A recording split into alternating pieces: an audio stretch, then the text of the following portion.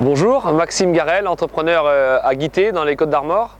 Donc nous sommes situés en limite de l'Ille-et-Vilaine, entreprise familiale créée par mon grand-père il y a 60 ans, reprise par mon père, et donc j'ai repris la suite il y a 1 an et demi, début 2017. Nous avons démarré le semis direct l'année dernière avec ce semoir Sky Maxi Drill derrière moi. Donc l'achat de ce semoir a été motivé par surtout les semis de couverts végétaux dans un premier temps, puisque chacun avait sa technique un petit peu avec différentes méthodes. En combiné, ça coûtait un peu cher, avec des systèmes de petits semoirs à l'avant sur les tracteurs, mais on avait des régularités qui étaient très moyennes. Et donc on a fait vraiment le choix de passer sur ce type d'appareil parce qu'on avait de la demande en clientèle, vu les surfaces qu'il y avait à faire, vu les fenêtres météo. Et sur des chaumes, c'est l'outil le plus adapté aujourd'hui pour arriver à faire un lit de semences parfait, quoi. Pourquoi avoir fait le choix du Maxi Drill de chez Sky? Donc dans un premier temps, nous avons un parcellaire très morcelé, des petits champs, donc j'ai fait le choix de prendre cet appareil par rapport à son essieu de transport, donc qui est le seul sur le marché qui s'adapte bien à notre région. On replie énormément de fois, on change de parcelle, il y a des entrées de champs qui sont un petit peu cabossées comme on dit chez nous, donc le principe est très bon. Ensuite, on connaissait la ligne de semis de chez Sulky qui a été mise sur ce semoir. Et donc dans des terrains très rocailleux ou secs ou même dans des argiles, on arrive à faire des couverts végétaux avec un bon rappui, et c'est très important pour des bonnes levées. Aujourd'hui, avec 2 ans de recul, 2 années faites avec le Maxi Drill 6 mètres, les retours sont plutôt convaincants, et cette ligne de semis est vraiment adaptée à toutes sortes de terrains, puisqu'on a fait des semis en février dernier sur des févroles, pour des févroles qui avaient été labourés dans l'hiver. Donc on a semé sur du labour qui a eu l'hiver, l'eau et la glace et tout ça. Donc on a réussi à faire des bonnes lignes de semis, des bonnes levées. Et dans le même temps, il y a une dizaine de jours, on a semé aussi derrière la moissonneuse avec des rendements en maïs grain de plus de 100 quintaux secs, c'est-à-dire 130-140 quintaux humides. Et on a semé directement dans le paillage. Et donc la ligne de semis est adaptée parfaitement pour aller dans ces fourrages épais, quoi. Donc concernant les réglages, cet appareil est assez simple. Tout ce qui concerne le réglage l'essai de débit, donc on est confronté à plusieurs parcellaires, plusieurs types de graines. Par exemple, chez le même client, on va semer 2 à 3 graines du triticale, de l'orge, des blés.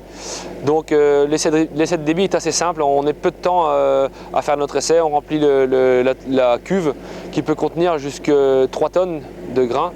Donc globalement, on peut semer 15-20 hectares quand on est parti avec la trémie pleine. L'essai de débit est relativement facile. Et derrière, nous avons un système de cale pour régler la profondeur des disques à l'avant, pour travailler le sol plus ou moins profond en fonction de comment ça a été travaillé avant, puisque quelquefois on va travailler sur un sol travaillé à la dent ou au disque, ou quelquefois directement sur du sol brut. Donc ça c'est assez simple, on change les cales et ça cale le vérin en fonction de la hauteur. Et derrière, pour la ligne de semis, c'est la même chose.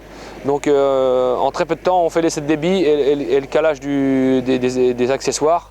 Et là, c'est vrai que pour le chauffeur, c'est quand même drôlement agréable. Avec un tracteur équipé d'un système de guidage RTK, aujourd'hui, on arrive avec des précisions assez intéressantes et surtout pas de gaspillage en termes de semences pour les clients. 2 caractéristiques importantes sur cet appareil. Donc le premier, c'est l'attelage, au niveau de l'attelage, au niveau des bras du tracteur, avec une articulation à 90 degrés qui permet, on a l'impression en 6 mètres que dans les petites parcelles c'est un petit peu encombrant, et c'est tout le contraire. Avec un tracteur qui a un bon rayon de braquage, on fait du débit de chantier, car à 90 degrés on arrive facilement à rattraper une pointe ou un angle, et ça c'est appréciable pour le chauffeur. Deuxième point important, donc à l'avant de ce semoir, on a une petite trémie qui s'appelle la trémie Pro. Et donc cette trémie, on peut y mettre une autre type de graine qui a un autre doseur aussi. Donc sur l'appareil, on a 2 doseurs. Et en couvert ou en n'importe quel type de semis, on peut semer facilement 3 graines en même temps. On met un couvert par exemple dans la grande trémie, et devant on peut mettre par exemple un trèfle, chose comme ça. Et on peut associer plusieurs graines avec des dosages différents.